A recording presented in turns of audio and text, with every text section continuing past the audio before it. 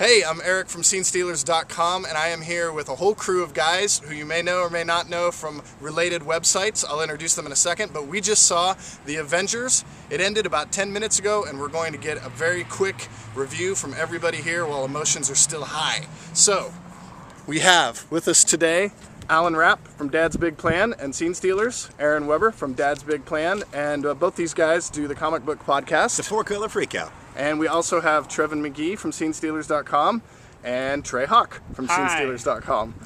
And just by looking at the faces of everybody here, you could probably tell one of these kids is doing his own thing. So we'll start with Alan. Alan, first reaction. Way to go, Joss Whedon. Wow. Okay, Aaron. Christopher Nolan, you just got your ass kicked. That's good. That was amazing. It was great. Michael Bay, you train people well. Oh, that's gotta hurt. Oh my God. Okay, good. My first reaction is that the movie started off very slow, and I didn't like not starting off with the characters, but once all the team members of the Avengers started to fight each other and their personalities started to come out, I started to really get into the film. And then I just have to say that honestly, this last hour of the film is the action scene that fans have been waiting for from every superhero movie up to this point, and it upped the ante for all of them. I'm not kidding. I've literally been waiting for this movie for like 35 years, and it delivered. Bruce Banner walks away with it. I mean, he was really just a delight, and they toned down Tony Stark. They made him worthwhile. Chris Evans owns Captain America. Chris Hemsworth. Oddly enough, everybody gets a moment. Everybody gets great. a moment. But even Clark Gregg, yeah. who's terrific. Yeah, but Joss Whedon knew how to use Chris Hemsworth better than Kenneth Branagh did. So I mean, just incredible. A lot of fun. Trey. Me. Trevin. Nah, goes Trevin. I think it's a big fun summer movie. It was a lot of fun. The last hour is outstanding. You don't really need the 3D. You can see without that if it matters, but it's a huge spectacle, and I walked away totally satisfied. Okay, I'll just be the dissenting vote. So for all your art film fans out there, you'll get yours. It's formulaic. Every single thing that came along, I saw it coming from miles away. It does have it has a couple of amazing, it has a huge blowout action scene at the end that is pretty incredible, but there were too many slow-mo tracking shots around the main characters where I thought they were going to kiss and fall in love, like Megan Fox. And so, it's just, I've seen a lot of this stuff before, and it felt overly formulaic to reduce Tony Stark to quippy one-liners, Legolas, reindeer games, blah, blah, blah. Every single time he was on screen, it's a reduction of a character that was already pretty good. You could have just let him live instead of just doing stuff like that. I'm just frustrated with it, and so that's fine. Can you turn this back on me? Yeah, I guess.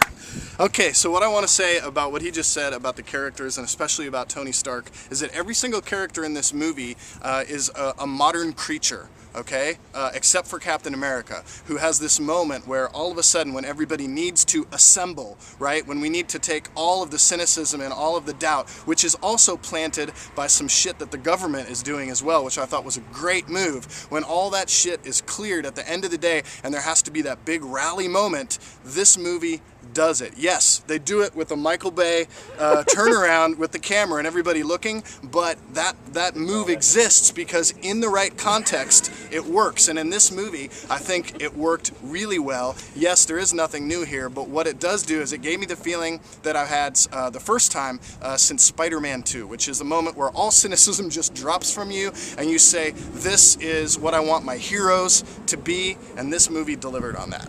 Yeah, there are scenes of like true fan delight. Like if you grew up with the characters, if you've invested in the last 5 movies at this point, and are committed to this movie, like there are moments where it feels justified. Like you feel like it was worth something, and that's maybe its biggest accomplishment, I think. But.